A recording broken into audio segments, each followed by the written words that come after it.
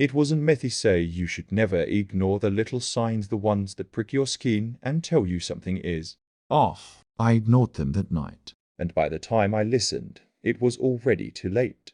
It started like any other quiet Friday. My roommate, Lexi, had gone to visit her family for the weekend, and I had the apartment to myself. I was planning a lazy night. Leftover pizza, a few horror flicks, and maybe a little gaming if I could stay awake long enough. Around 10:30 p.m., I was curled up on the couch, lights dimmed, popcorn in hand. That's when my phone lit up with a text. Nothing weird, except I hadn't gotten any notifications for hours. I glanced down. Unknown. Why did you lock me in the closet? I frowned. No number, no contact name, just that message. At first, I laughed. Thought maybe Lexi was playing a joke on me. She loved pranks, but she wasn't the kind to spoof a number. I replied with a simple, wrong number. Almost instantly, another ping. You heard me knocking. Why didn't you answer?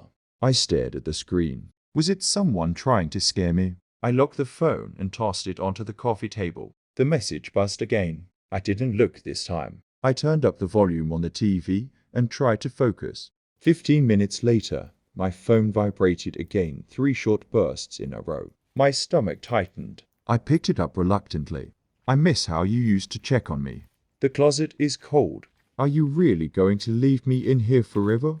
I felt a sharp chill climb my spine. It didn't feel like a prank anymore. I tried calling Lexi, but the call dropped before it even rang. No signal. That was odd. Our Wi-Fi had been solid all year. That's when the TV cut to static. Full white noise, like something out of an old VHS horror movie. Then Alexa, unprompted, spoke. He's almost out. I froze. My blood turned to ice. I hadn't even used Alexa in months. I went to unplug it, but it was already disconnected. No light, no power. Suddenly, I heard it. 3 slow, distinct knocks coming from the hallway closet.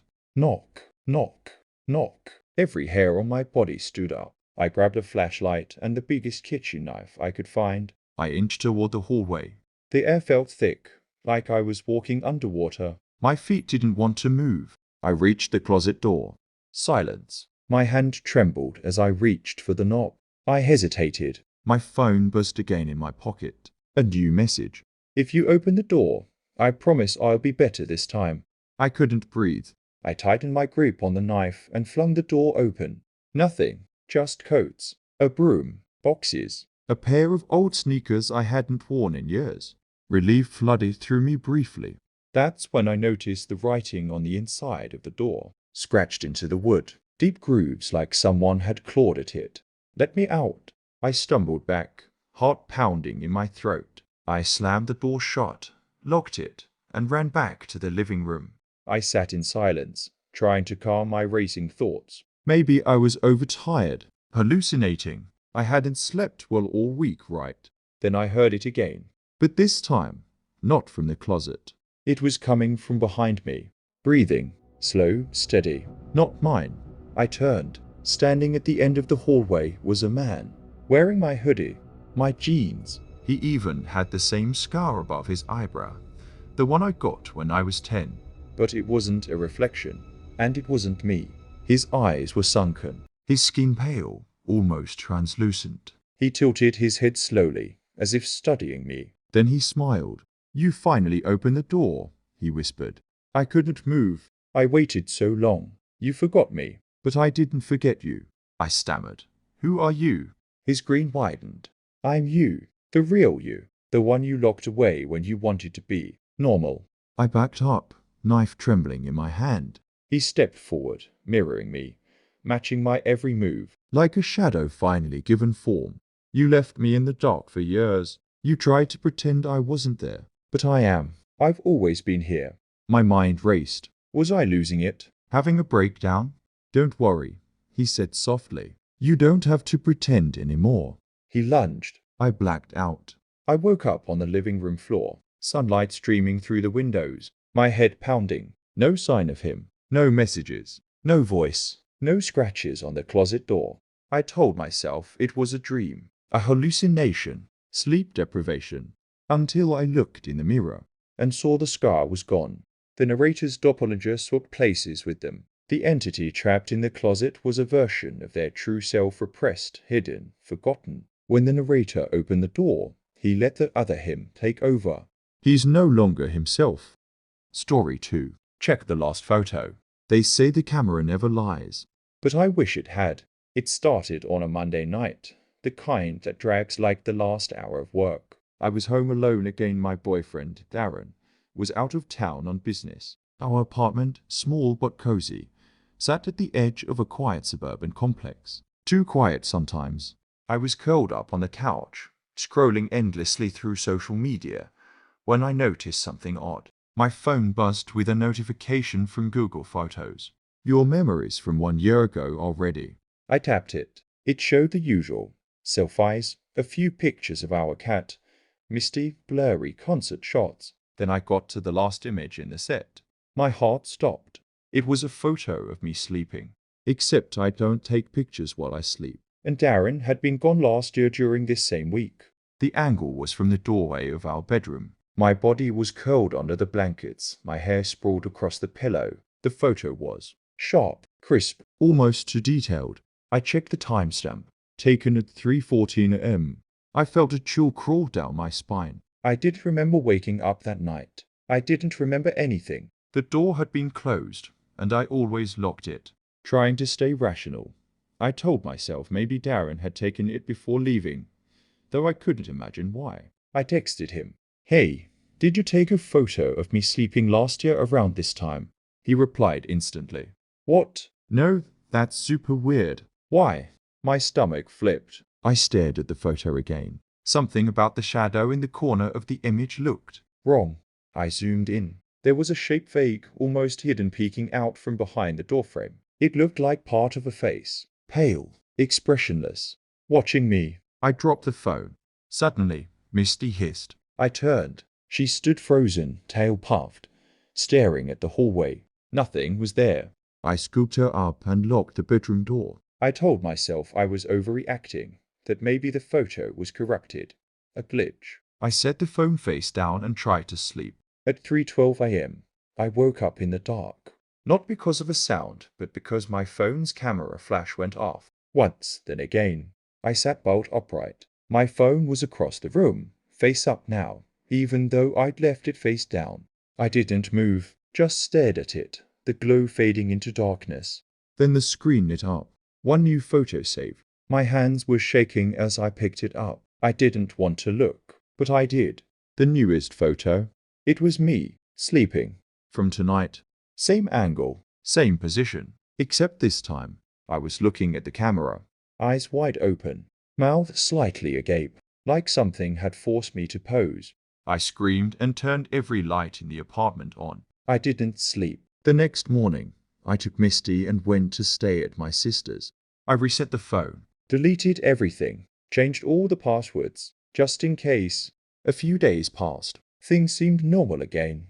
Until my sister knocked on my bedroom door one morning, looking pale. Why did you take a photo of me last night? I blinked. What? She held up her phone. There it was, a photo of her, sleeping in bed. And again, taken at 3:14 a.m. Same angle, same framing, and the same shadow in the doorway. We reported it to the police. They said there was no sign of forced entry, that no one had hacked our phones, that it was probably just a glitch. A glitch. We moved, got rid of our phones, got landlines again. Cheap cameras we could physically unplug. We even laughed about it after a few months. Like it was just some weird tech error we'd overhyped. Then last night, I found an envelope at my doorstep. No stamp, no return address. Inside was a photo, a physical one. Me and my sister, both asleep, taken from inside the bedroom, and in the reflection of the mirror behind us, someone was holding the camera. The threat wasn't digital, it was real. A physical intruder had been using the tech as a distraction or tool. By the time they stopped relying on the phone, they didn't need it anymore, they were already inside. Story 3. The reflection. I've never liked mirrors. Not really. It's not a vanity thing, I just always got this weird, crawling sensation in my spine when I stared at one too long. Like my reflection might blink a second too late. Or smile when I wasn't. I moved into my new apartment last month. It's small, clean, quiet, and way too cheap for its location in the city. The landlord said the previous tenant left in a hurry, breaking the lease overnight. Red flag. Maybe, but I needed the place. The mirror was already installed in the bedroom when I moved in. A tall, vintage thing with a heavy bronze frame. I would have taken it down, but it was bolted to the wall. And the strangest thing, it didn't reflect quite right. The room looked a little darker in it, slightly distorted, like the light bent oddly around objects. Sometimes I'd think I saw things in the reflection that weren't there when I turned around. Shadows. Flickers. Once, I saw the closet door swing slightly in the reflection, even though it hadn't moved in real life. I stopped looking at the mirror unless I had to. Then, one night, something changed. I woke up at 2:46 a.m. exactly. The apartment was dead silent, but I had this feeling like I was being watched. My eyes flicked toward the mirror instinctively. At first, it showed what it should: my bed, the nightstand, the hallway door behind me. But then my stomach dropped. In the mirror, the closet door was open. Wide open. I turned to look, still shut. Completely closed in reality. I looked back at the mirror. Now there was something in the closet. A shape, human-ish, standing halfway in shadow. I stared, frozen, unable to look away. It stepped forward, closer to the mirror's me, but not to me. The reflection of me was still sleeping. The thing leaned down slowly, its face inches from the sleeping version of me in the mirror. It whispered something I couldn't hear, and then it looked straight at me. Not at mirror me, at me. It smiled. I screamed and turned on every light in the room. The reflection snapped back to normal, nothing in the closet. Door closed. Just me looking terrified. I didn't sleep the rest of the night. I tried to convince myself it was sleep paralysis. A hallucination. I avoided the mirror, covered it with a sheet. But every time I walked past it, even covered, I felt the air grow colder. One night, I came home late, exhausted. As I passed the bedroom, I noticed the sheet had fallen to the floor. The mirror was uncovered, and the reflection. It was daylight in the mirror. Birds chirping. Sunshine. But my room was pitch black. Then I saw something else. Me, standing in the hallway behind the reflection, smiling. Only, I wasn't smiling. And I wasn't in the hallway. The lights in the reflection flickered. The mirror me turned its head unnaturally, like it had no bones in its neck. Then it opened its mouth. I ran. I didn't go back in that room for hours. When I did, the mirror was cracked from corner to corner. Not broken, just fractured, like a spiderweb. I could still see my reflection. But now it looked like there were others behind me. Barely visible, watching. I decided to sleep on the couch from then on. A few nights later, I woke up to a soft humming sound. From the bedroom, I crept toward the door. The mirror's light glowed through the crack. I peeked in. My reflection was already staring at me. It lifted a hand slowly, pressed it to the glass. Then, the mirror began to ripple, like water. I couldn't move. A second hand pushed out. Pale, thin. Something stepped out. It wasn't me, not entirely. It had my face, my eyes, but everything was off. It smiled wider than I could, blinked less than I should, and when it breathed, it made no sound. It stepped forward, and I backed away. You've been watching me for weeks, it whispered. Now it's my turn. The lights went out. I woke up the next morning in bed. At first, I thought it was a dream, a nightmare. But then I noticed little things. My coffee tasted different. My voice sounded slightly off when I left a voicemail for my sister. And the mirror, the crack was gone. Flawless. Perfect. When I stood in front of it, my reflection smiled. But I hadn't. I tried to stop. But the smile only grew. I waved my hand. The reflection didn't move. The version of the narrator in the mirror switched places with the real one. Now, the real narrator is trapped behind the mirror, and the doppelganger is living their life. The reflection doesn't follow anymore. It leads. Thanks for listening. If you made it to the end, let me know which story chilled you the most.